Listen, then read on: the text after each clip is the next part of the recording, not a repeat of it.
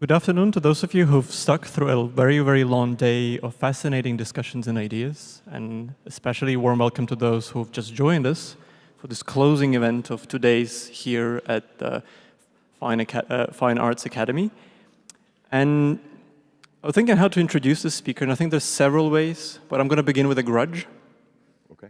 I'm a trained anthropologist, and when you train, you're taught to love to hate economics. And today we are speaking with a renowned economist, but my grudge is particular, because it is this economist's book, The Economics of Good and Evil, that made me into an economic anthropologist. And you know, it's a very poor career choice, I think. It's fun. So you've got a lot to answer for. Yeah, I'm sorry. We'll talk about that a little bit, but one proper way to begin is to say that Tomáš Sedláček has had an extraordinary career as an economist. At just 24 years of age, he was advising President Václav Havel of Czech Republic on euro adoption and economic reform.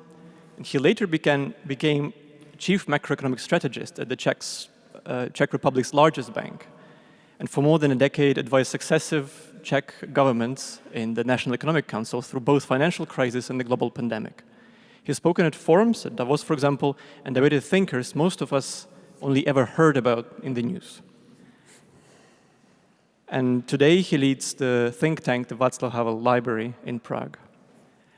Another thing to say about him is that he is the award-winning author of the best-selling book, The Economics of Good and Evil, which won, among many accolades, the German Business Book of the Year when it came out a bit more than a decade ago.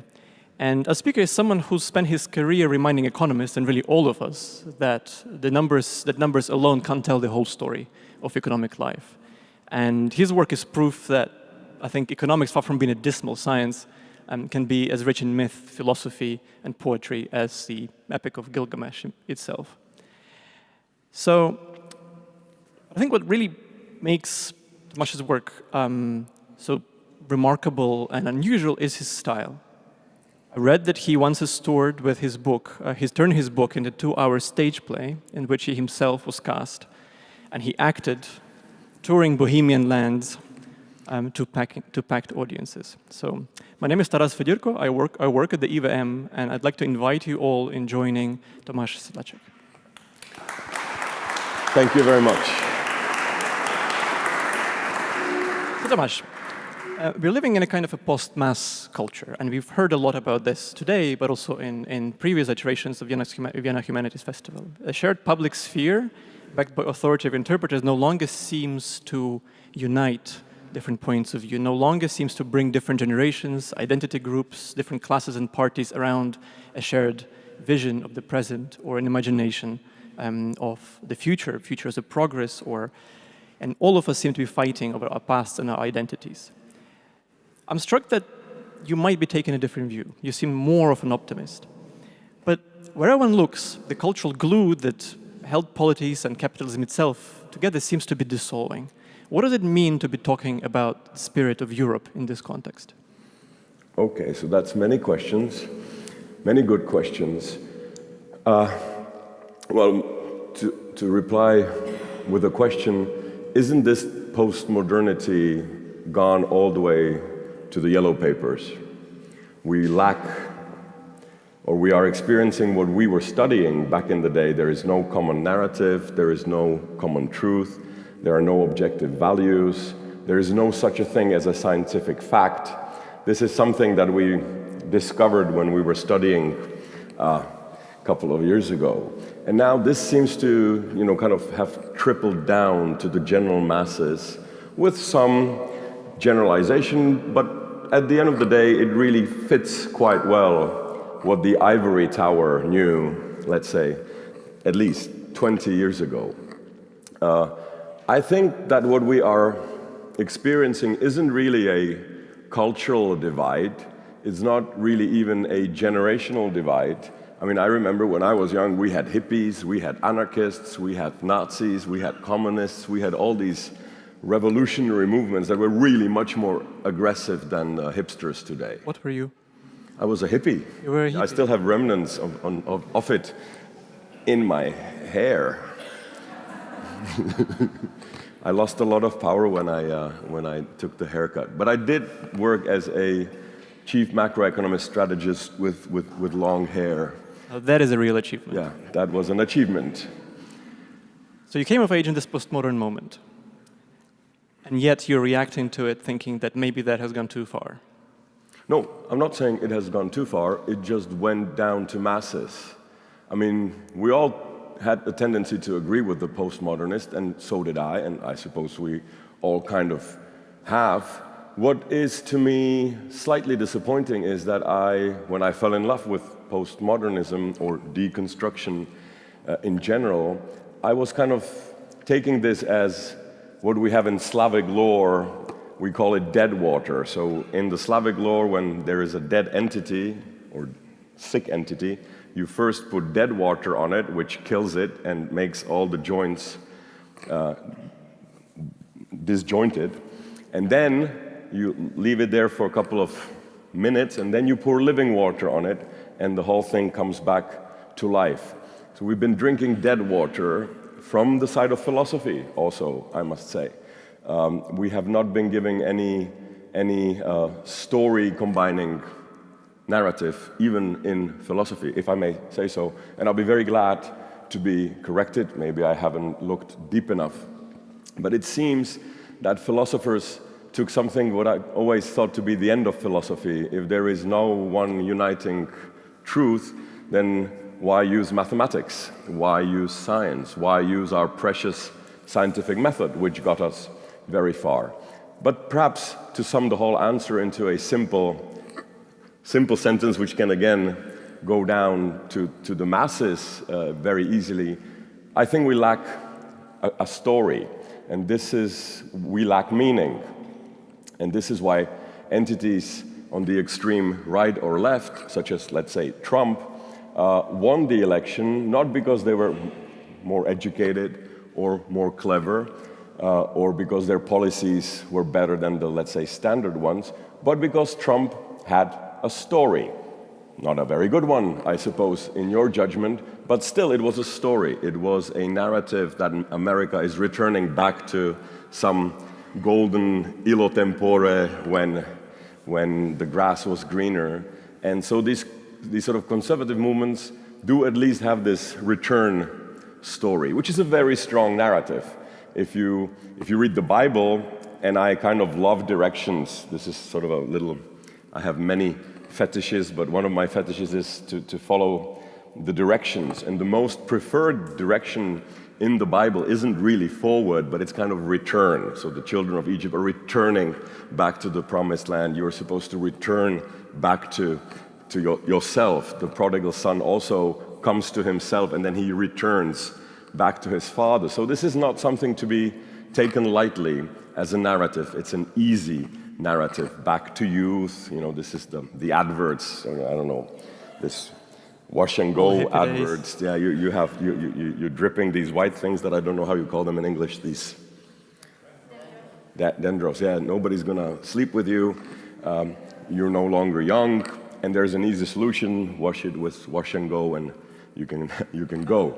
And our side of the story, let's say the deep end, doesn't seem to have the cure for crisis, which is meaning. Meaning is the cure for pain. So tell me, we're here to talk about the spirit of Europe. Yes. Which is the title of your new book, which you're writing, you're finishing as we're talking right now. Perhaps some of the ideas thrown at you in this conversation with the audience later today will end up in the book. The book is written as part of your fellowship with the EVM and the Europe's Futures Fellowship. But the title of the book is The Spirit of Europe. What does this spirit have to do with the story and the meaning that you'd like to return to? Okay. So of all the entities that we perhaps have on this planet, America has a story, Russia has a story, China has a story. Europe does not seem to have a story, even though I will claim that our story is the most convincing one, yet nobody doesn't talk about it. But if I may, in order to answer the question, what really is the spirit of Europe, what do I even mean by the term spirit, and let alone spirit of Europe, it would require 5 minutes of your patience to go through sort of this basic methodology that I have been developing in the last 12 years since I wrote this Economics of Good and Evil. I'm thinking about something that I would like to offer to you.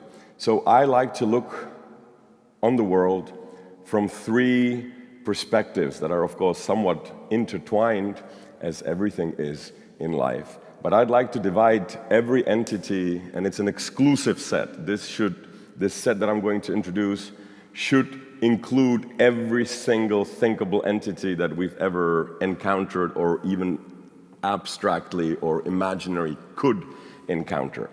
And it's not dualistic like we have seen in the past, but it has three layers.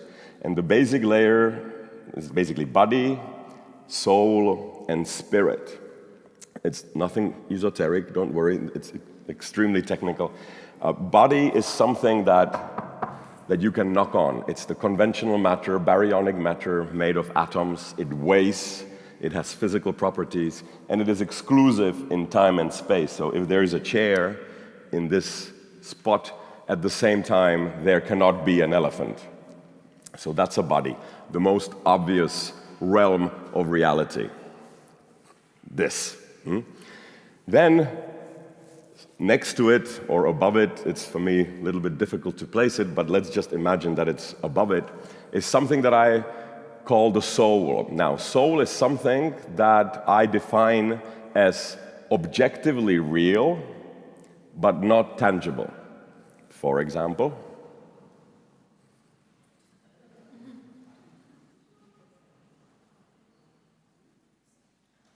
it's very real, but it doesn't weigh anything. The air weighs something. It doesn't seem so, but music, yeah. You cannot knock on a song, but it for sure exists, right? We all know yesterday from Beatles, it exists, yeah? The ideas of Tomáš Sedláček. Every idea, including mine, are a soul entity. But more interestingly, perhaps law. Law is something that does not exist, but it is, I mean, it does exist, but it doesn't, it's not made of atoms. Or language, actually. During today, it was a very interesting day, but nothing happened here. It was just waving of air from a physical point of view. Or mathematics. Mathematics is my favorite example of a soul plane, yeah? So mathematics is objectively real. 1 + 1 is 2. We all agree. But I don't know whether you've realized it's the middle of 2025, 6,000 years of written civilizational history. Until today, we do not know how 3 looks like.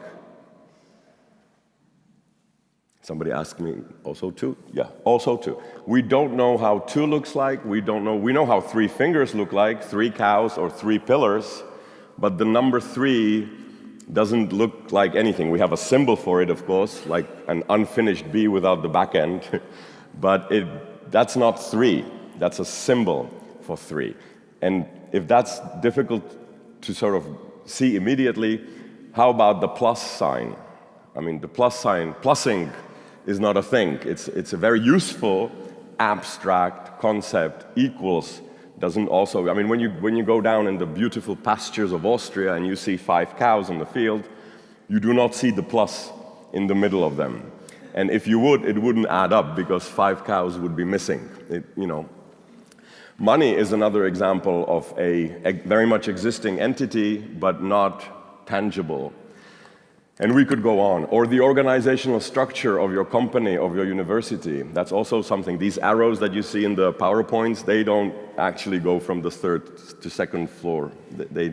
And they also are not exclusive in time and space. Number 1 lives at the very same place that number 2 lives on. In fact, all of the numbers are right here, right now.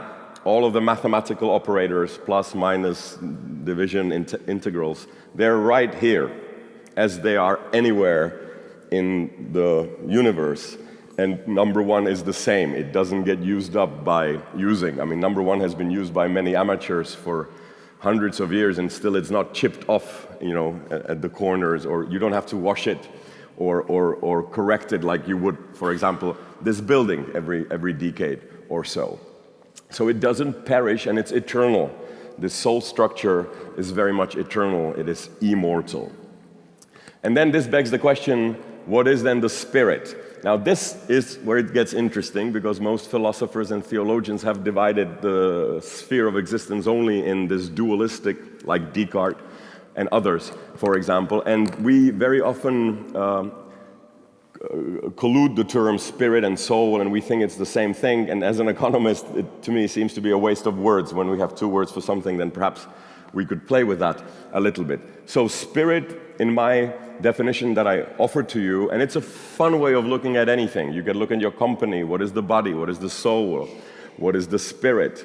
So what is the spirit? That's something that's real, but it is not objectively real. So for example, when you go to a concert or a conference like today, you see the same bodies, everybody sees the same bodily things. We can all agree on the number of pillars, etc. We hear the same soul, you hear the same words, but you may like it and you may hate it. The same will happen to you in the concert, let's say, of classical music. And the reason why you go to this concert is the spirit. You don't go there for the violin, you don't go there for the chairs, you don't go there for the musical notes, because you could listen to that at home in better quality if you have good earphones. You go there for this sort of a spiritual experience. Also, no need to say it here in Austria, but humanities in German language, this is something that made me very happy when I discovered this. Geisteswissenschaft, right? Yeah. No idea. Somebody. So it's humanities, in fact, are spiritual, a spiritual science. And this term, I started playing with this differentiation between the spirit and the soul when I was reading John Maynard Keynes' General Theory, the most significant book in economics, whether you like it or not, in the last 100 years. And there Keynes talks about anima spirits, not animal, but something that animates you, something that makes you tick. Perhaps the reason why you are, in fact, here. I suppose you didn't come here because there is a slight probability that your wage would increase because you got so much knowledge. You came here for some reason that would be actually, if I pinpointed and asked you, why are you here, you would start babbling. The same happens when you ask philosophers, why do you do philosophy? I have to, so something in me that has to come out. A similar thing happens to when I talk with my friends artists. Why do you do, weird things like this? Why don't you just describe it in words, or even better in mathematics? And they also start babbling. It's also interesting that I've not met an artist who would say, okay, that painting is what I wanted to say, that's perfect, this poem is my final poem, because in it is everything that I wanted to say. Poets and artists feel, and I feel this after every article that I write, I know exactly what I want to say, I write the article, and then I go like, yeah, well, not, next time I hit it. So this to me is the spirit. It's something aching to meaning, something aching to decisions, something aching to a drive that is incomprehensible. Now, unlike the soul, which is almost defined by symbols and analysis, mathematics exists only because it has symbols. If we took away the symbols from mathematics, it would cease to exist. The same goes for notes or for language. Yeah? We use language because the symbols are same or similar to most of us. And the soul is also very nice to be worked with because you can divide it, you can store it, you can put your musical notes, you can put them in a fridge and keep them there for 2 months, take them out and they will be the same. The spirit does not behave like this. The spirit is hard to divide, the spirit is hard to even talk about. It's a slightly mysterious element in our lives, such as happens to you when you, for example, fall in love, or when you are asking yourself the deep questions. So this is it. This is the 5 minutes of methodological, let's say, toolbox. And this toolbox I use whenever I'm asked the question and I don't have an original answer to. I use this toolbox and it usually gives me interesting results. So what do you do to Europe with this toolbox? So now, when we look on Europe, I also divide the Europe in these three elements. So I look on the Europe as a body of matter, let's say a continent, which is also very many interesting properties. We're the only continent that shares the body with another continent, Asia, and we really don't know where Asia or Russia begins and ends. There's been, historic debates. We don't know whether Ukraine now is part of Europe, even though it is, geographically speaking. Okay. Poland, for example, was for a long time not considered to be like geographically Europe. There were parts where Russia was absolutely considered to be Europe, or they considered themselves to be Europe. And then there were other periods when they were kind of an antithesis, let's say, to Europe. So yeah, so this is the body of Europe, and then the soul of Europe, and it then becomes more interesting. The soul of Europe is the software of Europe that we have in common. We've never had, and if you go from the Roman Empire, let's just say, so we skip the older empires that existed on the European soil, that had a certain landmass that had similar laws or same laws. It was the same software used on a certain territory. And now we have this European Union, which actually symbolizes the soul of Europe. The founding fathers, I think, had a very genius idea when they started uniting Europe.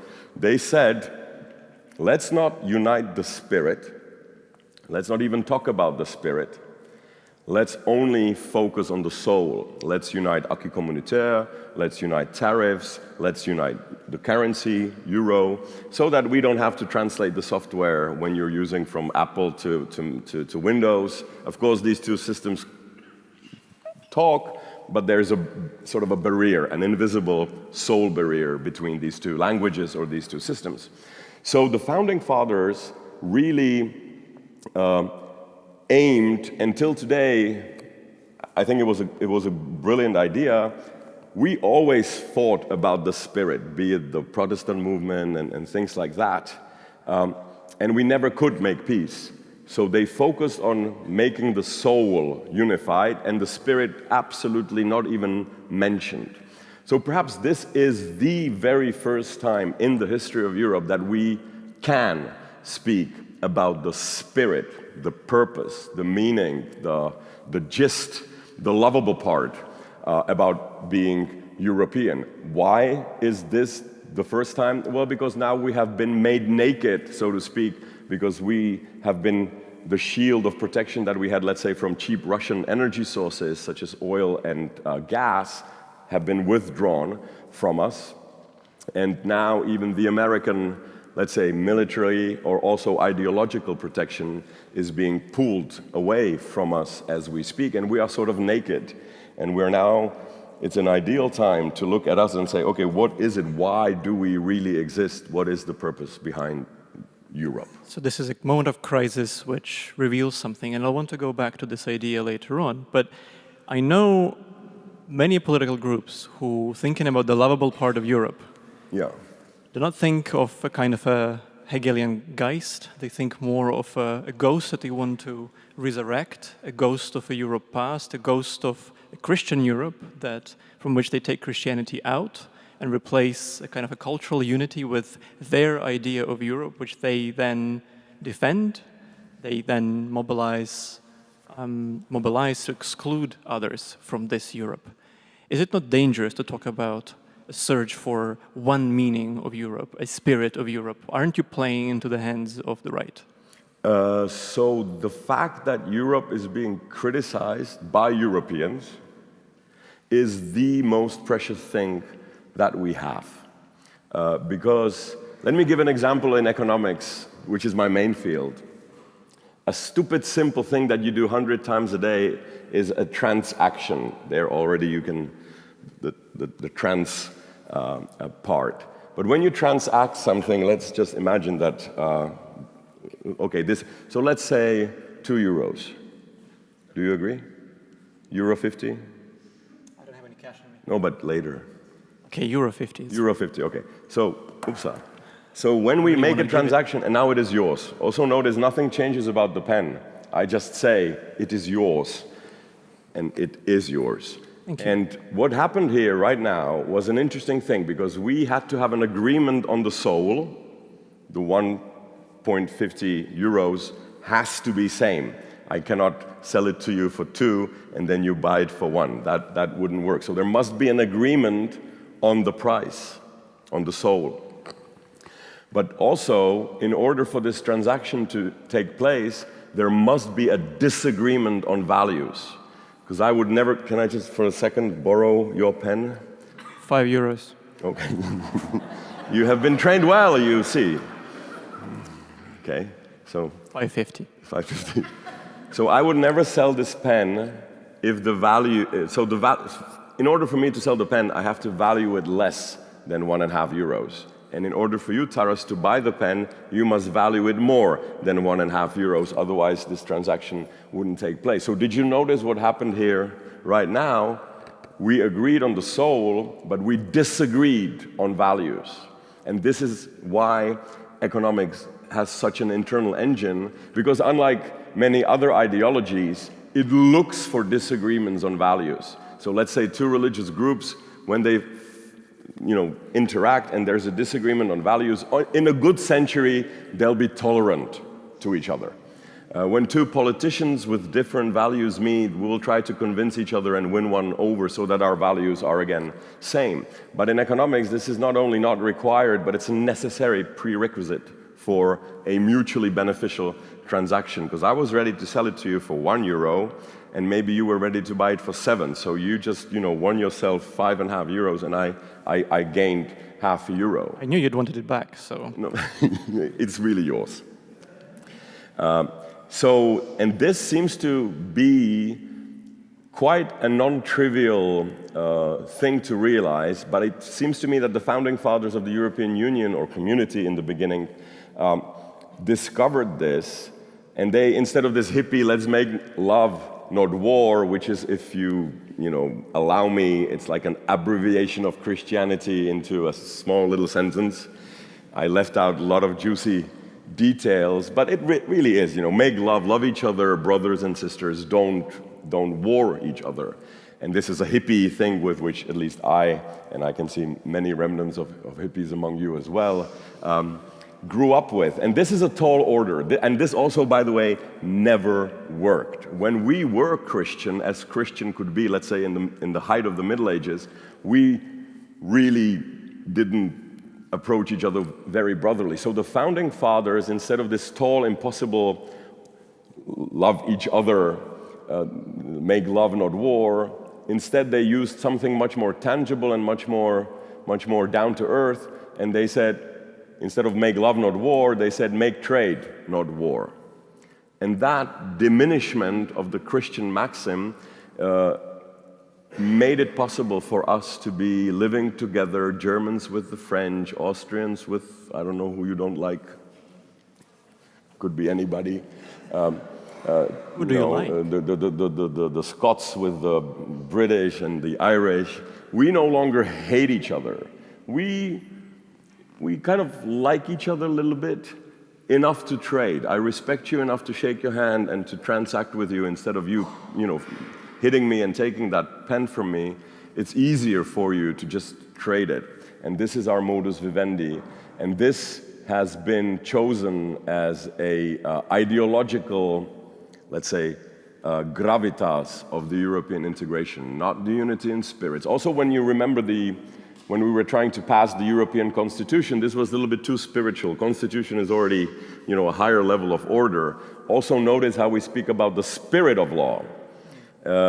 And we distinguish it very much from the writing of the law. And I always ask my friends, lawyers, so, if the spirit of the law is like this, why don't you write what the spirit of law actually, why fiddle around? Why not write it there? And they always say, yeah, because it's not possible. It's, of course, the law says be nice to each other, but what exactly does that mean? Then we have to kind of go into paragraphs, and it's a complicated study that many people fail to even complete. And congratulations to those who managed to get a degree in legal studies. So this is basically the gist of what I mean by spirit, and also the spirit is in the possession of the story, of the purpose, and it is that what drives you forward. So the fact that there are disagreements on the spirit is exactly what must be maintained. This is what feeds us, this is what keeps us, and perhaps one day we could be even a complete economy that is driving a sort of a GDP back into the future in trading not goods and services, but in trading values, in trading purposes, sorry. And this could be a market not in your generation, not in the generation of our children, but perhaps in the generation of our grandchildren. It is not unimaginable that we will be trading with purpose. And that's happening in little way in the political realm that you're speaking of.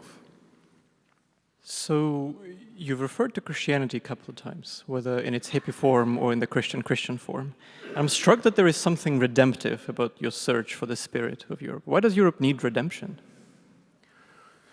So this idea of a savior, as much as we don't believe in it, we in fact do believe in it. Every single movie that you've seen is a movie of redemption. They all start with a normal person, I don't know, take Neo or Luke Skywalker or Frodo. They live their lives, they're usually peasants. Luke Skywalker was taking care of humidifiers on Tatooine because he was a farmer. And then suddenly something enters into this life and gives him a spirit, gives him a task, usually to save the world. And then, 72% of the movie is this hero not believing that he himself is really the savior. Most prominently, we can see this in Matrix, where Neo is both the doubting Thomas Anderson, the doubting Thomas, and then he is the one as in a messiah that really saves the world, at least in this movie. And going back to Europe, what is the story of Europe that I have in mind?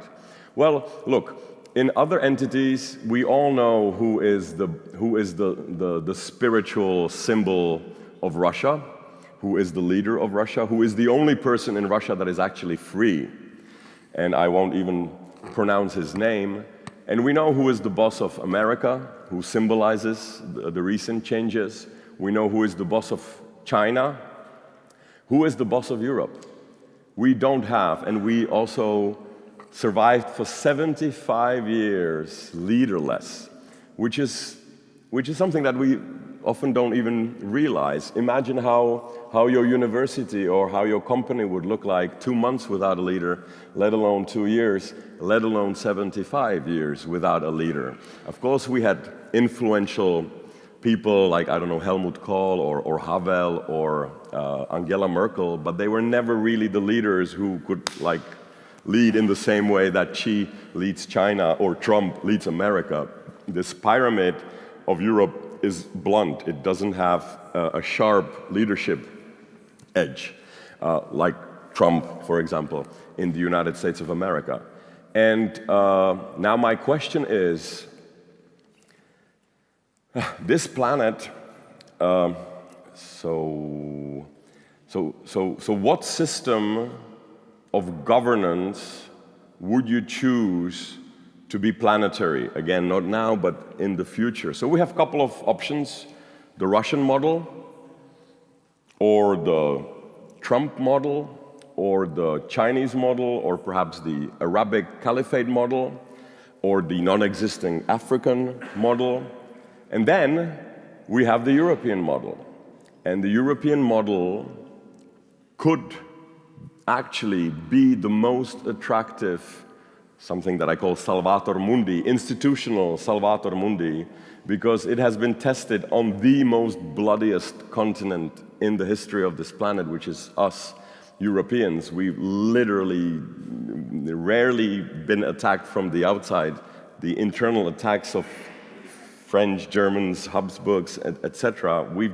There was enough hatred in Europe to cause so many ridiculously shameful wars that if I would be the Weltgeist, I would also test it first here on Europe. And we've integrated the former Nazi bloc with the former communist bloc. We've integrated the corrupt countries like Czechoslovakia once was. We've united the rich with the poor, the East with the West, the North with the South. And for 75 years, it is functioning. Far from optimum, but it is functioning. We are living quite happy lives here. So what my point is that either this planet is taken over by one spirit of a warlord of, let's say, Trumpian or Russian nature, and other countries with different spirits are subdued, or we will have two strong superpowers trying to wage wars with each other, and there will be brief periods of balance, such as, for example, still now, where there is peace on the fringes. But just because this balance has been somehow fragilely kept. Or we could hope for a planet one day where we will be able to have planetary elections, planetary democracy. We could have the similar relations that we have within European Union among big, small, militarily powerful, militarily powerless countries, and live in prosperity and peace. This, to me, is the story of Europe. It is not for Europe. It is really meant for the whole world. And suddenly, we have a story. Suddenly, we have a reason to do these things. Suddenly, there is something higher than us. Some people would find it really hard to believe that the European Union can save the world, but I see the optimism in telling this story this way. And I think some of that optimism must come from the method. You touched upon the method of your work. And I think it must come from the method, because I found, when reading your first book, I found it a bit, how to put it, in a good way, anachronistic. It was exactly for that reason that I found it so refreshing. And I was reminded of it when reading the manuscript that you kindly sent me on the spirit of Europe, and in this conversation here. This is a work that moves from metaphysics to moral philosophy to political theory to economics, almost as though it had been written in late 18th century before all these different sciences of human soul had been separated one from the other. Can you tell us a little bit about this method and your inspiration for it? So for me, enlightenment began with the realization that all of human wisdom will never fit in one head, even if you are Einstein. We've learned this. Maybe Hegel was the last one who actually read all the books that they were published and spoke many languages, and he was a ChatGPT of his age. But ever since we discovered that reality is much more complex than even the most complex brain can intake, and we decided to specialize. You specialize on anthropology, you specialize on this, you specialize on nails, this guy specializes on marble, and we all run into our different corners of the world and we do our research. It's interesting, by the way, as a footnote, none of the sciences has ever found a bedrock. There is not a single science that could say, okay, we're done, nothing to look for here anymore, let's do something else. Every single field of human knowledge we've discovered seems to be bottomless. But anyway, the end of footnote. So that was, to me, the first move of enlightenment. Let's go into depth, and every special science or field will have its own method and its own area of inquiry. That was the first step.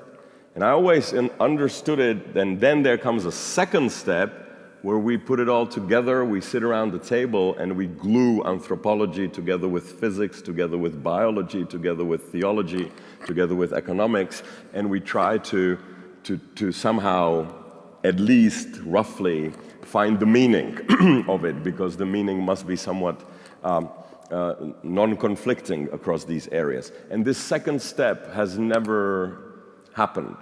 And also in philosophy, the philosophy was supposed to be a glue between sciences. It is the mother of sciences. And can I say a joke? Actually, there may be a little. So in Russia there's an earthquake, okay, and then bricks, these iron, how do you call those?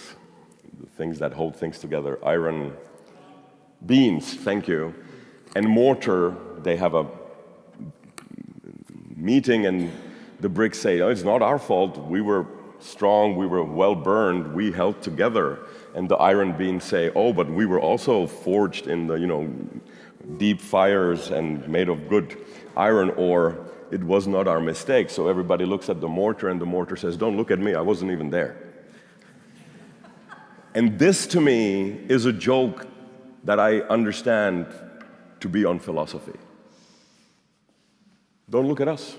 We weren't even there. And this is not fair. You started this whole game and now you're pretending like it doesn't concern you.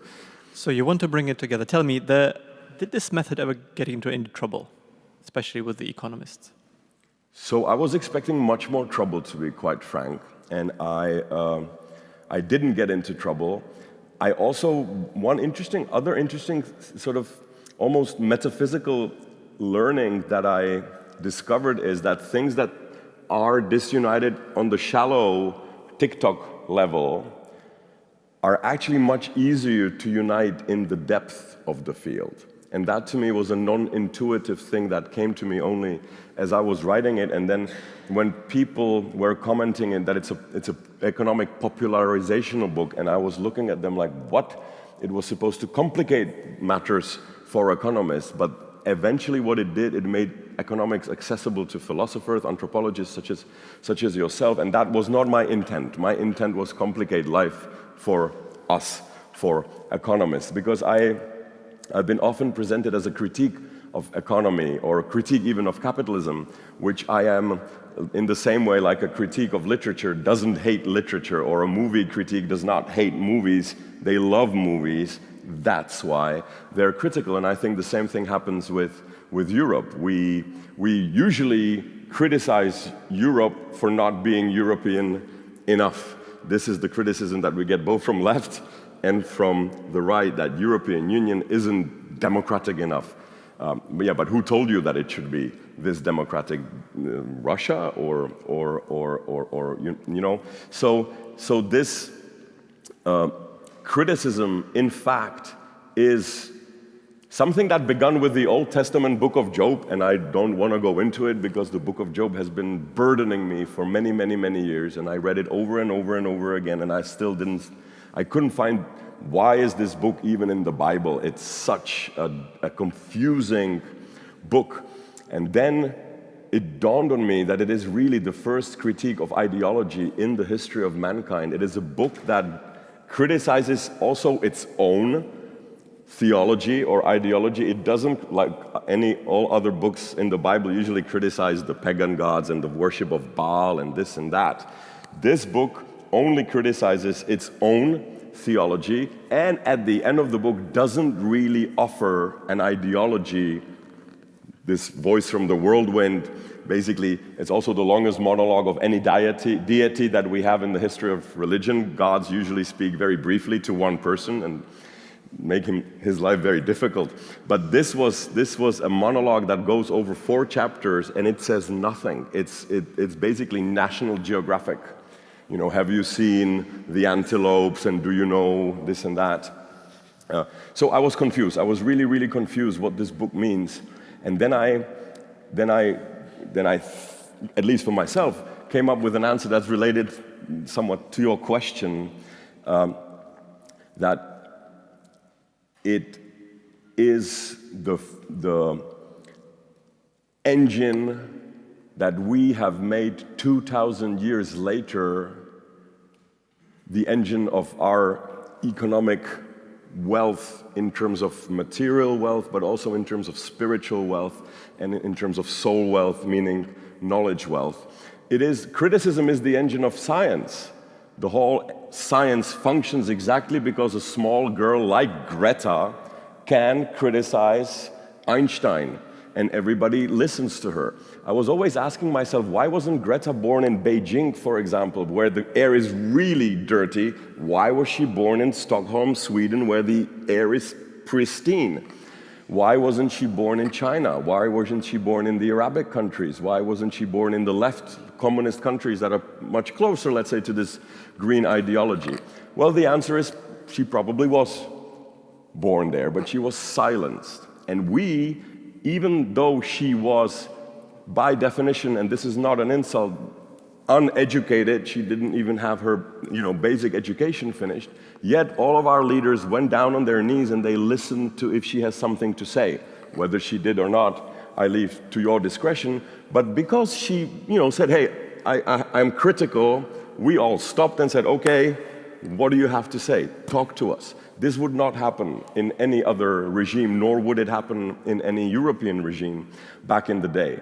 So this love your enemies, let's go back to you actually asked me about Christianity. So this maxim, this moral, even maybe perhaps a little bit too idealistic, too over the top, too crazy to be realistic, maybe good enough for Sunday preaching, maybe good enough for some crazy poets that are trying to seduce a girl in the spring parks. Love your enemies seemed to us to be absurd and overly over the top good, let's just say. 2,000 years later, we've discovered that this is a life hack for a wealthy society. And this love your enemy, love your opposition, love your criticism, let's say, is the engine of science. It is also the engine of capitalism. We are artificially protecting weaker companies against the big companies. If a company takes much more than 34% of the market share, it is artificially, and good so, stopped. And the whole engine of capitalism is exactly that. We have competitors, we have opposition, we have enemies, let's say. And this is also the engine of democracy.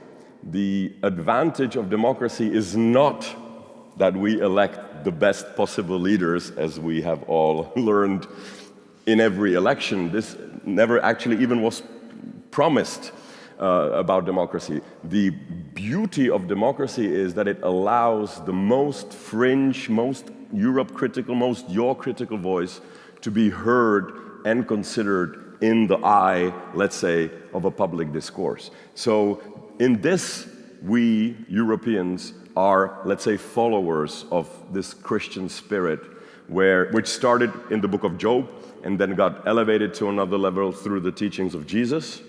And now we are sort of implementing it in a post-Christian institutional way in our day and age. And again, just to sum it up, it's not a kitschy ethical maxim, it actually is a life hack for a wealthy science, wealthy politics, and wealthy economy. Thank you for articulating this attachment to internal critique as something that can push things forward. It's the only thing that can push things forward. In debate, maybe not now, but what I'm... Well, look at it this way. I had a lecture in Paris a couple of months ago, and this is very controversial, and I chose to call it, "Capitalism does not destroy the environment as much as communism did." Why did it take 30 years of capitalism to clean up the rivers of Czech Republic that were dirtied for 40? Why was it so difficult for the totalitarian leader to say, hey, let's install filters, we are communists, we protect the common goods? Yeah, what is more common than the air we breathe? I would like to also inform you that I have been in you many times during the hour that we were debating. We breathe the same air. We literally, it's also nice if you kind of intake your air and then decide not to give it back. You can't even speak for very long. And you have to give it back.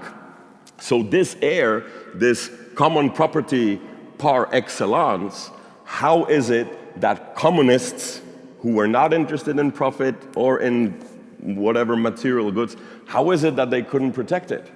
Why or how is it that the egoistic, profit-maximizing, unorganized Finns cared for their rivers, trees, and fields and air more than the communist leader? So what was the answer? Because of lack of criticism. Because and this is, by the way, the Velvet Revolution in Czechoslovakia didn't start on the streets of Wenceslas Square by intellectuals. It started half a year before in the northern Bohemia, where people went to the streets because they couldn't breathe the air. And every small child, you don't need to be a rocket scientist, that the air is dirty not because of, I don't know, some new flock of birds, but because of that chimney that produces that black smoke. And yet, even this wasn't allowed to be said. So the moment that people started protesting about the cleanliness of the air, this is where the whole system crumbled. So I'm a big ecologist, not only because of the nature, of course, but also because I think eventually ecology will bring down communist and Russian totalitarians. We'll soon need to open up for questions, but I have the last question because you mentioned Czech Republic and you mentioned the Belvedere Revolution. And for you, as I mentioned earlier, crises seem to be revelatory, right? You suggest in the book manuscript and here in the talk that the present economic and political crisis of Europe, they almost strip Europe bare, I mean, a kind of a moment of naked truth, right? Confronting it with the need for a meaning, need for a spirit. And this, of course, puts me in mind of the thought and philosophy of Jan Patočka and other Czech thinkers, including Václav Havel. And for Patočka, it would be the notion of the solidarity of the shaken after a calamity, a catastrophe. What debts do you have to Czech phenomenology in your thinking? And why is this way of thinking useful to you? I mean, if you want to put it a different way, how Czech is Tomáš Sedláček? Yes, I'm very Bohemian. I think we should rename ourselves back to Czech Republic Bohemia because I think Europe needs this little bit, self-critical, laughable, easy Bohemian spirit to which you are neighbors.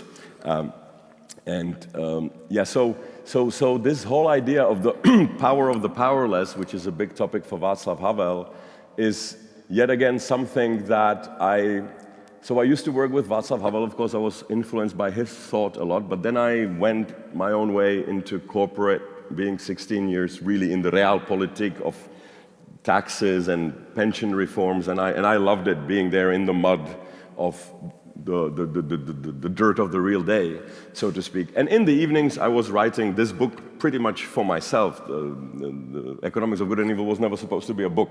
It was supposed to be a dissertation thesis. And it was sort of a chicken soup for the soul. I was running around with the cell phone the whole day, and in the evening, I opened a bottle of wine, and I was thinking of Plato and Patočka and others. And then Plato and the VAT. Huh? Plato and the VAT. Plato and the VAT. This is a little bit my disadvantage, is that I have to kind of be able to both hold to high philosophical standards, in my eyes at least, and then also to high practical standards. And I'm always thinking to myself, Aristotle or Plato, they had it easy. They didn't have to come up with a VAT number. They could really be there in the cloud of abstract thinking, which is a fantastic thing. But you're really in between two stones, at least inside, because from the outside you can hide it somehow. But anyway, so I developed this body, soul, and spirit thing that seemed to me to work, and I'd written 800 pages just on this, on these small, in Thiers de Chardin and in Hegel, and it's really, or in Plato. And then I came to Havel, and I now became the director of the Václav Havel think tank. So I thought, okay, now I have to create some sort of a link between Havel's thinking and my thinking so that it is mutually compatible, hoping that it would be. And then I went and I read, for example, Václav Havel's letter to then President Husak, or the Charter 77. And it's funny because I had goosebumps when I was reading it. I now wake up 4 in the morning and I have 3 hours of completely pristine time for myself when nothing gravitates me nowhere. So in those early mornings when the sun was rising, I was reading this 50-year-old text, and there Havel speaks really interestingly about what happened during the totalitarian regimes, and it's really very useful to us even today. I was hosting the coup d'etat president of Georgia, Zurabishvili, in the library a couple of months ago, and I was asking her, how does it happen? How does a totalitarian regime enter a free society such as Georgia was, or Austria, or Czech Republic? And she said, it's interesting, and this is also what Havel, by the way, says. He says that every industry, every field, every area has an elite. So the chair makers, the sound design, the carpenters, the philosophers, every area has its elite. This would be the spirit. These would be people who come up with new ideas, a little bit crazy, often controversial. And then Havel writes, chop off 0.5% of this stuff. Ban one magazine about alternative lesbian theater in the Middle Ages. Maybe nobody even reads these magazines. But that small little chipping off 0.5% of the entity, if you chip that off, then do you know, so this is what the totalitarian regimes do. They chip off that small percent of the spirit, that freedom, and you know what they replace it with? Nothing. Because there is no need to import Gagarin or Trotsky. It's merely enough to leave the country or the industry for 2 years to boil in its own steam, and then you don't even need tanks to occupy the country. So, in other words, when I started rereading Havel, he talks about the spirit of the nation almost all the time. This is the power of the powerless, and this is a direct quote from Václav Havel. The power of the powerless is stronger than the power of the powerful because the power of the powerless is the power of the spirit. And I could not have, dreamed a sentence that would fit in my derailed 12 years of thinking about the spirit than this. So there's been, of course, a huge influence implicitly and explicitly, and if you start thinking in these spirits, you can find it almost everywhere. We are using the spirit very differently than the soul. So the spirit is kind of everywhere. This is also, by the way, why I think we use the word understand in English. It was always, since childhood, I was wondering, why is understand a word for understanding? It should be like overstand, no? If I understand something, I am above it. I can see the landscape. Why do we use the word understand, to stand under something? If I understand it, I stand under. Why? And only now it makes a little bit sense to me, because to understand something is to realize, to understand that there's a spirit above it, some intent, some meaning. And you can, of course, take this debate all the way to whether this universe has meaning. And it basically is, the basic debate is between, do things have meaning or is it meaningless? This is basically the discourse that you have inside of you every single time, I suppose. This is the discourse that we have in the body of politics, in the body of economics, and in the body of philosophy, theology, psychology. It's really a discourse between meaning and meaninglessness. Is the universe meaningful or is it meaningless? I couldn't find a better sentence in which to end. But now come the questions. Also, questions, I suggest, it is already 6 o'clock, and I suggest that the questions should come forward after we end the conversation with the applause. And there are also books, Economics of Good and Evil, is outside on the book stand. For those of you who haven't yet bought it, you can get them signed. I think they're already sold out. But those of you who have bought the book can bring it forth and sign it, and we can continue the conversation in a more chamber-like atmosphere. Because I'm sure all of us have many questions, not me included. Just one quick one? No. Okay. So I apologize for this. I'm really sorry that there was no time, and I mean this from the bottom of my heart. No, but we can continue the Q&A here. Please come forward. And really, from the bottom of my heart, I think we can all thank Tomáš Sedláček for showing us a little bit what a bohemian spirit of thinking about Europe and its futures can bring to us all. And thank you very much for an enlivening conversation at the end of a long day. Thank you very much. Thank you very much.